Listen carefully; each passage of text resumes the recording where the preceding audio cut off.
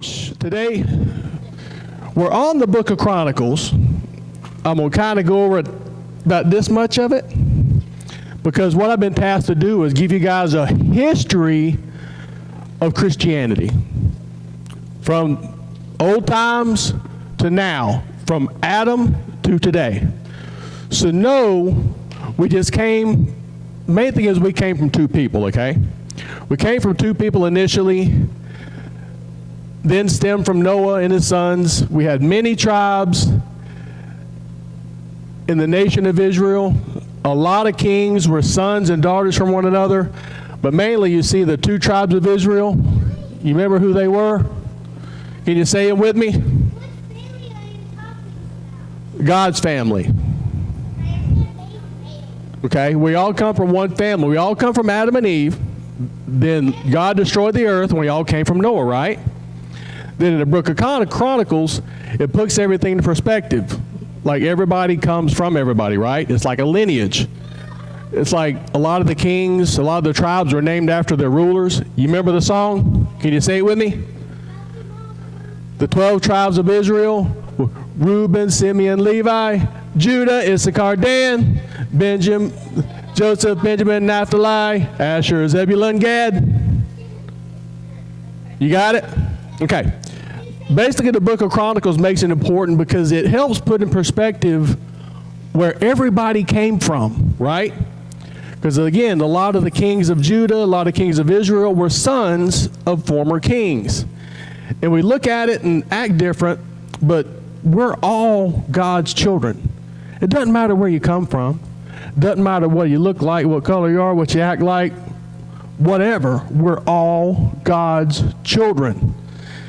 Again, children, not grandchildren, okay?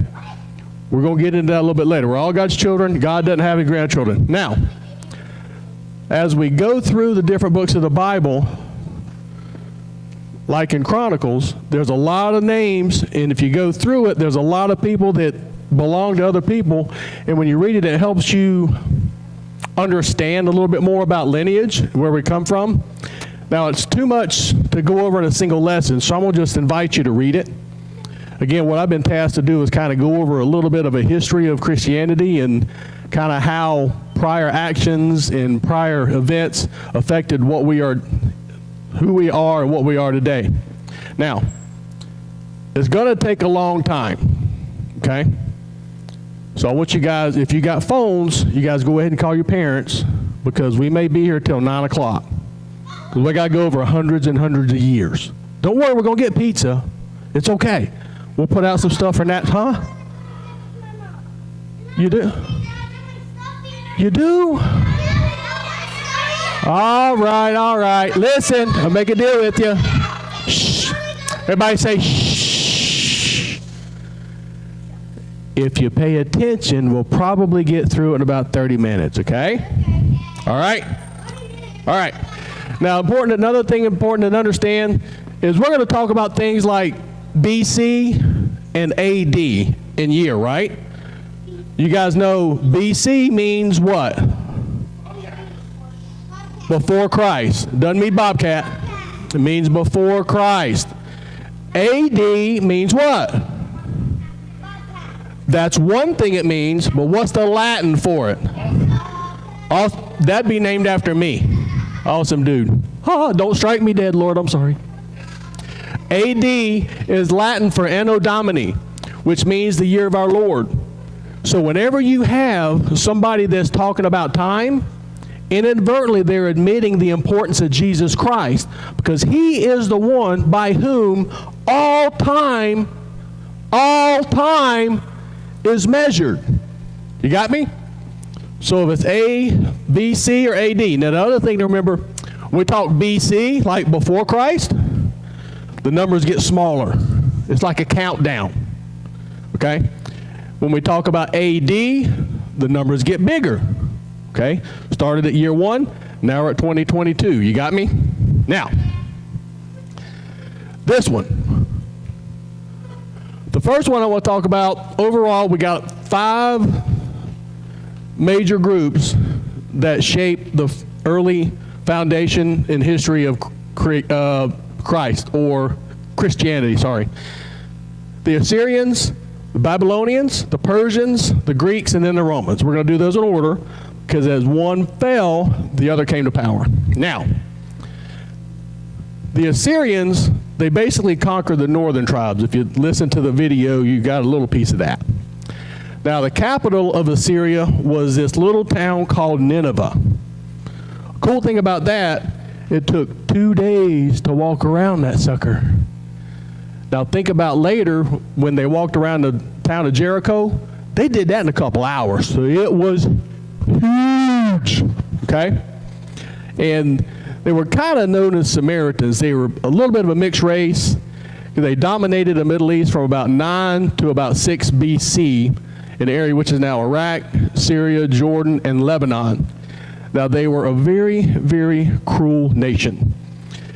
If those who watch VeggieTales, they didn't just slap each other with fishes. They were really, really mean. Now, give me 3 families. This row's a family. You guys, come on up. All you guys come up. Get on, hurry up. We don't got but time. You two and you two. Come on the bottom right here. Hurry up, hurry up, hurry up, hurry up. Right here, one family. Hurry up. Not everybody, just so I pointed out. Hurry up. Okay. All right, Gabe, you stay right there. You guys come over in there real quick. Just stand right here. Stand right there. There, you can come right here. Man, this is a big family. Okay, real quick. Shh. It's okay, it's okay, it's okay, it's okay. I want 3 families. You guys come over here. Come over here. Stay right there. Stay right there. Stay right there. Stay right there. Okay, real quick. We got 3 families. What the Assyrians? Shh. Everybody say shh. If you guys can't behave, we're not going to do examples anymore. We're going to make you still sit in your seat. You understand me? Okay. Now, what the Assyrians would do, they would come up and they would take one person from one family. Come here, young lady. You got to be over here. Then they would take one person from this family. You got to come over here. You got to come over right here. You come over here. You know you're still like, see who's the cutest and the bright. Okay, you would take you. You're going to come over here. Okay. Now, shh. See what they would do? They would take people from one family who they thought, say, these belong over here, and they put them over there, and mainly it was the wives and the moms. So they would take them, put them with other families. Now, the Israelites didn't like that a whole lot, so they became known in the Bible, you know, some of them were Samaritans, and that's why the Israelites didn't really like the Samaritans. Got me? Thank you, guys. Sit down. Okay. Shh. Go sit down. Sit down. Sit down. Shh. Sit down. All right. Listen. Shh. Everybody say shh. Shh. Okay. Now, the Assyrians were really, really brutal. Shh. They laid waste to the lands. They split families apart, and they weren't very kind. Now, in 733 BC, under the guy named King, let me write this down, Tilgath-Pileser, they took Israel's northern kingdom and carried the inhabitants into exile. Later in 721 BC, the Assyrian king Shalmaneser attacked Israel's city of Samaria, and it took 3 years, but it eventually fell. Now, the one way God used the Assyrians is he used them as, quote, his rod of anger, okay? It's stated, it's like Isaiah 10, 5 through 19. You know, they may not have known it, but they were fulfilling God's purpose for them. Now, given the harshness, it was kind of understandable why a guy named Jonah didn't want to go into Assyria in the capital city of Nineveh to preach to them about the good news of God. He was scared he was going to get killed, but he did. You know, he was scared of their harshness, but he did. Now, the important thing to hear is you cannot do too much bad for God not to forgive. You got me? You can't do too much bad for God not to forgive. But you have to keep his promise. You have to keep him in your heart, or else he will not protect you. He protected them as long as they obeyed, which they did for a while. Okay? Now, when King Hezekiah was ruler of Judah in 701 BC, the Assyrians, under this famous guy, you may have heard Pastor Bob talk about him, Sennacherib, snack on a rib. Is Sennacherib? He didn't snack on it. He just named Sennacherib. That's a funny way to say it. Anyway, he took out about 46 of Judah's fortified cities and went on to Jerusalem. And he said he had King Hezekiah caught like a caged bird in his own country. Now, but God was with his people in Israel. Hezekiah prayed, and when the Assyrians attacked, God slew 185,000 of them. Okay, that's a lot of people. And Sennacherib returned to Nineveh, and surprisingly, he wasn't worshiping the God that Jonah told him about anymore. He was worshiping a god called Nisroch, and his sons killed him. Now, in 612 BC, Nineveh was taken over by an alliance of Medes, Babylonians, and Scythians, and the city was so badly destroyed, everybody forgot where it was. They couldn't find it anymore. It was later uncovered, but as the Assyrian Empire went away, the Babylonian Empire came up. Okay? Now, note, in the advancement of the future word of God, how did God use the Assyrians to spread his word? Anybody have an idea? There was a lot of bad things happen. What's the important part that God used in order to spread his word? Okay? I did it right here. Separate families, okay? They took many of the Israelites from their hometowns and put them in other areas, okay? The reason that that's important, the Israelites believed in one true God. These other people did not. So what God used while they were taking people into exile and families, switching them around, they took the best that believed in the one true God, planted a seed in the other areas that did not. If that did not happen, those other people may not have ever heard about the concept of one true God, and they wouldn't have had the seed planted. You guys got me? Okay. So, the Babylonians were about cultural appropriation, and I'm going to explain that in a minute. They took the best things from one culture and take it back to their home base, okay? Now, these guys, again, came up as the Assyrians fell. Now, the Babylonians were around for a while, but the time period we're looking at is from about 600 to 500 BC. So you guys look, we're kind of counting down, right? From 600, 900 to 0. Now, their most prominent king was a guy named King Nebuchadnezzar. You got me? And it was then that once invaded Judah, destroyed the Jerusalem and the temple, and carried off many Jews to Babylon in exile. Again, they took the best and the brightest. They could take the best of each culture that they would, and they called that cultural appropriation. Now, give me 10 fellas, or 10 people, sorry. Whoever did not come up here before, very important. You came up here, put your hand down. 1, 2, 3, 4, 5, 6, 7, 8, 9, 10, young lady. Come here. Hurry up. I'll come over here. Now, 1,000. Now, I'm a Babylonian. I'm like, dang, we got some dumb people in my house. I'm going to have to get me some more smart people. So let's see. You definitely don't look smart. You look pretty smart. You get over here. You look pretty smart. Get over there. You look pretty smart, and you look pretty, well, kinda. We're going to fix that. You get over here. You look pretty smart. Get over there. You look pretty smart, and you look pretty, well, kinda. We're going to fix that. You get over here. You look pretty smart, and you look pretty, well, kinda. We're going to fix that. You get over here. You look pretty smart, and you look pretty, well, kinda. We're going to fix that. You guys can go sit on down because I don't need you. Now, part of what the Babylonians did, what they didn't realize at the time, is they were bringing God into their house.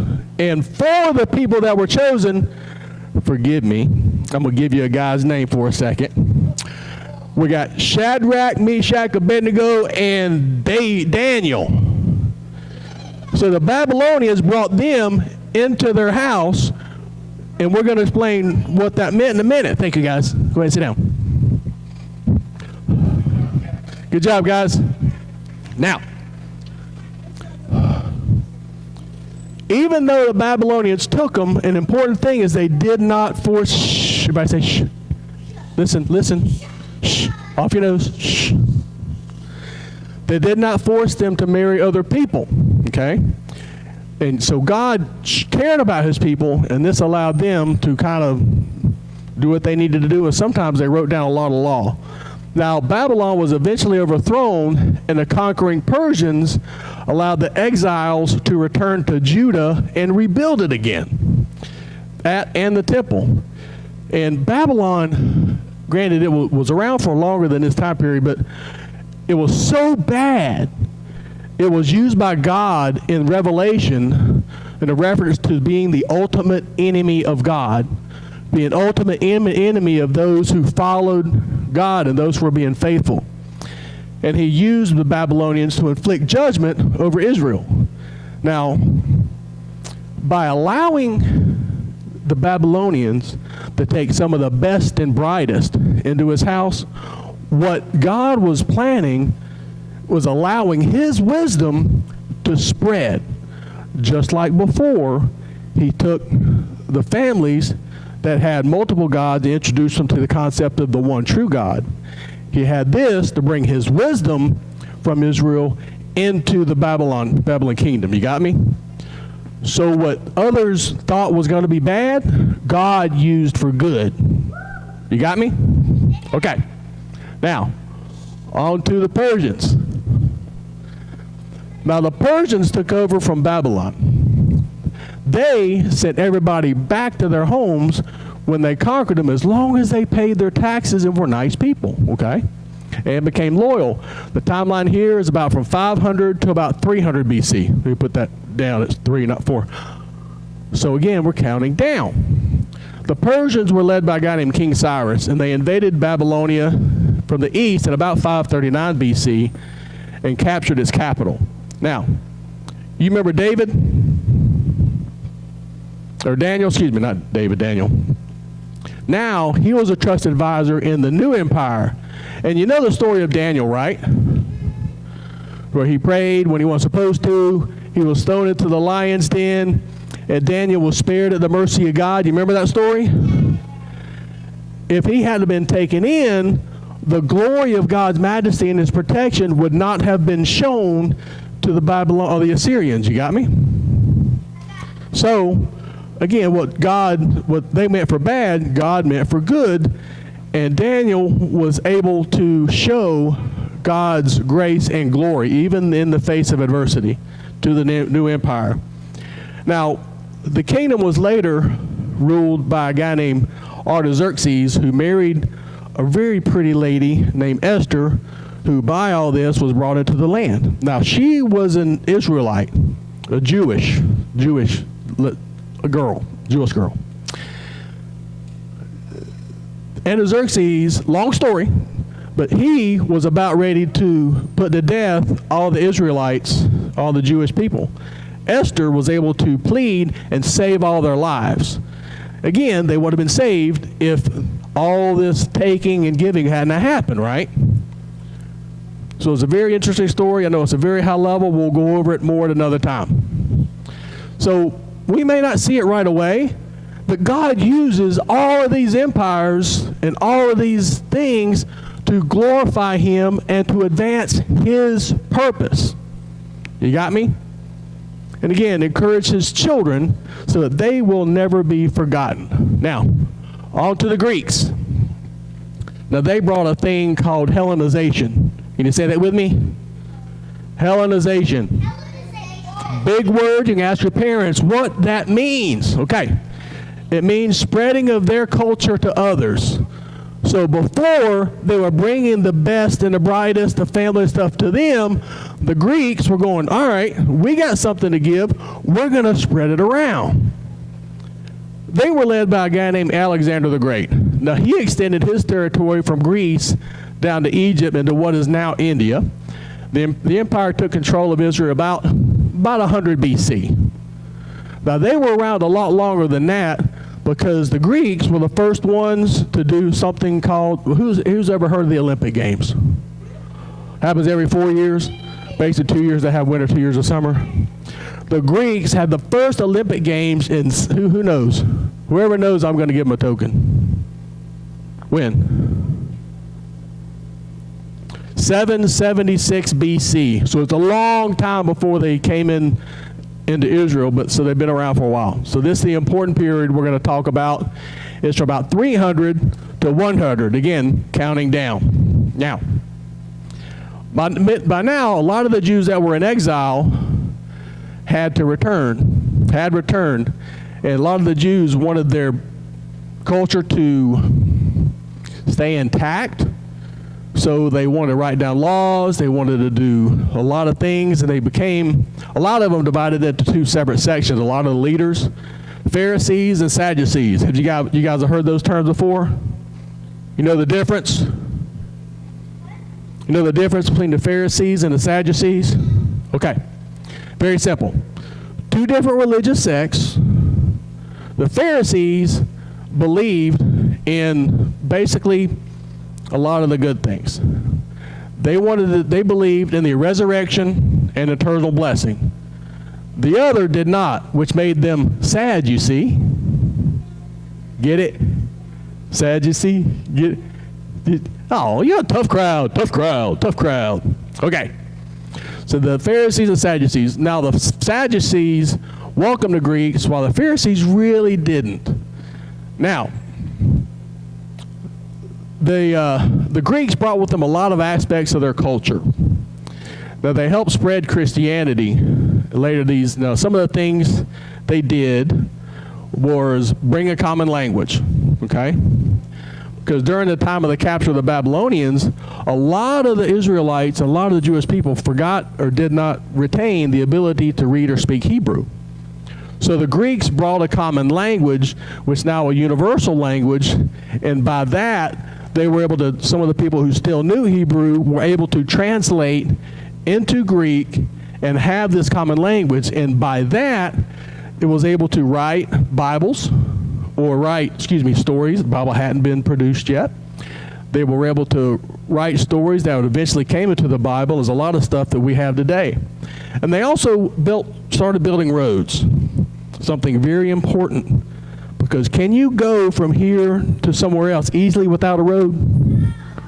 You can, but it's hard. Gotta go through paths and dodge snakes and stuff. I don't want to do it. Now, it made it easier to spread the gospel, and by their beliefs, it was easier to use a culture to spread the message rather than the message to change the culture. You guys got the difference? So instead of them changing the message of Christ or trying to change it, they were more accepting of other viewpoints, which further allowed that seed planted earlier to grow. Okay? They allowed multiple viewpoints. Now, we're going to get into the Roman Empire. We talk about the Greeks, now we're going to get into the Romans. The Romans are very important because they took over and brought what's called infrastructure. They improved. The timeline is about 426 to about 500 AD. So they came before and after Christ, after Jesus. And they all prepared the way for Christianity to be spread. Now, when Alexander the Great of the Greeks before died, they began to splinter off. And the Israelites revolted, expelling the Greeks, and gained their independence. One of the revolt was called the Maccabean Revolt. Can you say that? Maccabean? Can you say it? You can't say Maccabean? I'm sorry, neither can I, really. Macaroni. All right. Maccabean revolt. All right. Now, they were supported by what was then the up-and-coming Roman Empire. That's part of how they came to power. But they used that power not to aid and merge, but to kind of swallow up things like Israel and Palestine. The important thing is that the Romans allowed the Israelites to live in relative peace. So long as they were good little citizens, obeyed their laws, paid their taxes, they were fine. They even set up little token kings. You heard kings like Herod, and governors like Pilate, a couple of people that would come importance in Jesus' life. Remember that? It was because of their taxation law. You remember two people named Mary and Joseph?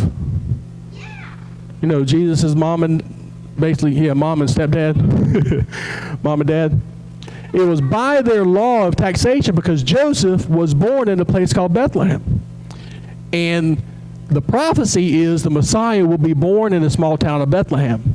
Now, if Joseph chose to go to Bethlehem, they could claim that, he just did that because he wanted to claim his son was the Messiah. Since he didn't have a choice, he was made to, they can't say that. The other important thing they did was instituted a policy called the Pax Romana. Okay, can you say that? Pax Romana? Pax Romana means the peace of Rome. But these are some of the things you can take to your mom and dad and test them. So they instituted a Pax Romana, or peace of Rome, and you know what that did? You know what we have today, which is a direct result of the Pax Romana? If some of you guys' parents are going to the DR, they're going to have this what to get on the plane and travel? A passport. A passport that allows you to go from one country to another. Because the Romans had the Pax Romana, it was a lot easier for people like Paul to go from one country to another, spreading the gospel of Jesus Christ. So we had a lot of different things working for them. We had countries that went from polytheism to monotheism, basically many gods to one God. We had culture, which was spread, had the best and brightest to bring ideas. We had infrastructure that started. Now we got a passport system that started, and the Romans improved bridges. They improved the infrastructure to make it even easier. They vastly improved it. So by all of these things that these other rulers thought were bad, God used for good to aid in his spreading of the gospel. Now, and remember, the Romans wanted to live in relative peace. They were not the first people to to harm Christians, or weren't Christians at the time, the Jewish people. They wanted to live in peace, and remember who crucified Christ and wanted Christ crucified? It was the Pharisees. So it wasn't until later, about 60 years, the Emperor Nero really went against them. Now we're going to fast forward a little bit, okay? And talk about the rise of Christianity. Hang on, let me go there. Okay. Now, let me go back one. All right. Now, the church began about 50 days after Jesus was crucified, after his resurrection, in part by the foundation, the path that God laid forth, and it could be written and distributed and read well. The message was spread, but it wasn't easy, okay? Many Romans were still persecuting Christians after that for about 240 years. Now, in AD 312, there was a Roman emperor named Constantine. He claimed to come to Christ. He claimed to come to Christ, okay? And about 70 years later, Rome made Christianity the official religion of Rome. We think that was going to be fantastic, and it was for a while, okay? Now, bishops were given power. Now, the Roman and Christians were now synonymous in Roman Christian. You say you're Roman, you're a Christian. And it was quite a contrast to the time of Jesus, right? Now, trouble arose after Constantine died, right? The tables were turned in the wrong way. See, the Romans didn't quite get it. What they did was, instead of inviting people to Christ, they made them come to Christ. Basically, they persecuted the pagans and made them come to Christ. Now, my quick story. When I first came to Christ, I was 12 years old, after I saw a video of hell, and I was like, I don't want to go there, so I guess I'll be over here. I don't want none of that. It wasn't until I was like 27, 28 that I realized the true glory of Christ. It wasn't running away from fire, it was running to his love and glory. The Romans didn't quite get that, okay?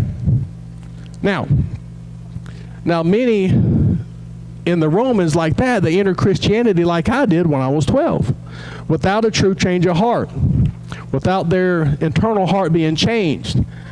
Now, some of the Christians didn't like it and chose to live as monks, all right?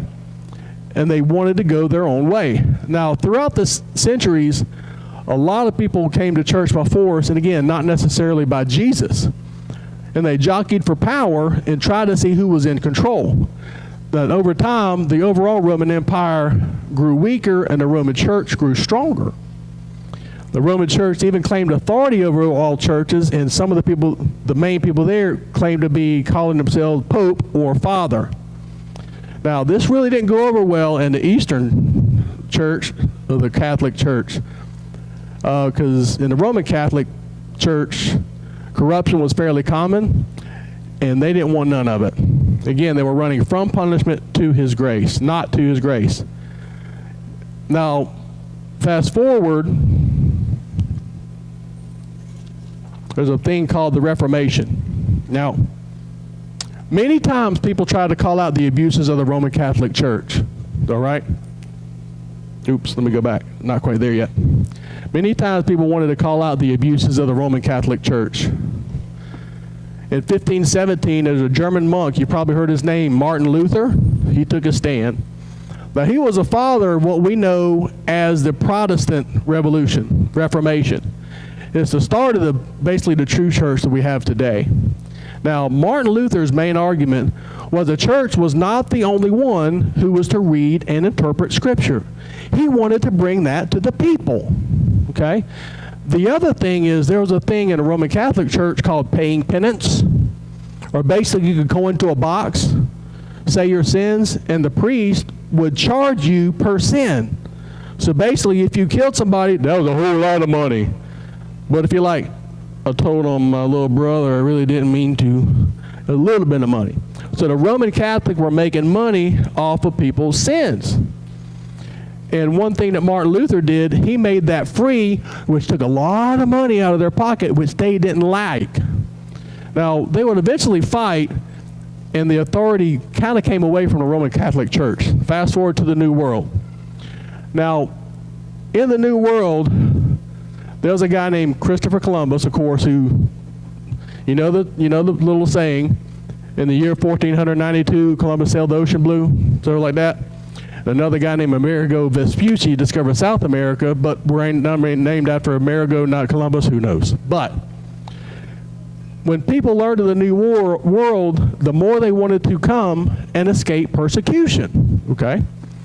Now, some of the early ones were named pilgrims. They came from England, and they settled in Massachusetts in 1620 in November in Massachusetts. Not a great time to be in the northern part of the United States, because a lot of them end up getting really cold and dying. And also people came up that also heard about the New World, and they wanted a piece of this too. So there's a lot of people coming to the New World wanting to establish religion. Now, religion was very important, because like today, there are about 3,000 different religions. And again, religion is different from knowing Christ. Religion is basically an activity. Spirituality or knowing Jesus is more of in the heart, okay? So a lot of people say they're religious and they don't know Jesus, or they don't practice or preach Jesus. Now, our founding fathers were very smart, Because when they wrote the document called the Declaration of Independence, what's the first thing they put in it? It's called the First Amendment. Some of the first words in it, it reads, Congress shall make no law respecting an establishment of religion or prohibiting the free exercise thereof. So they were smart. They did not want the government telling us how to worship. The First Amendment was protecting the people from the government, not the government from the people. That's another whole lesson for another time, so look at it. Now, as a nation, Christianity thrived for a long time. Went through ups and downs, but here's where it gets, well, I'm not going to say bad, challenging.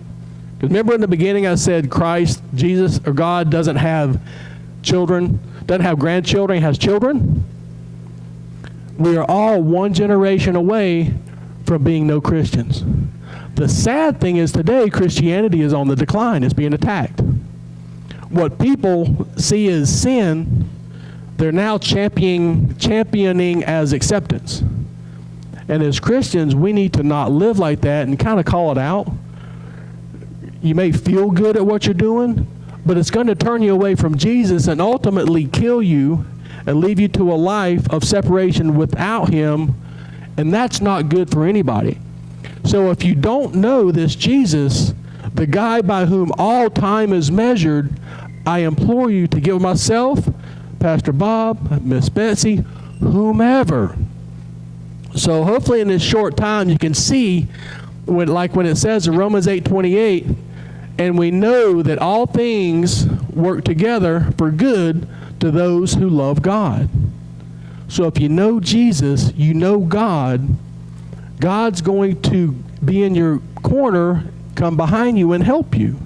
So as we come up in worship, as we come up in response time, remember that. Remember how God laid the foundation from the beginning of time for you to be sitting right here, hearing further about his word, where the seeds were planted hundreds and hundreds of years ago. And God wove all of those pieces together into a beautiful tapestry we can call the salvation through Jesus Christ. Thank you guys very much.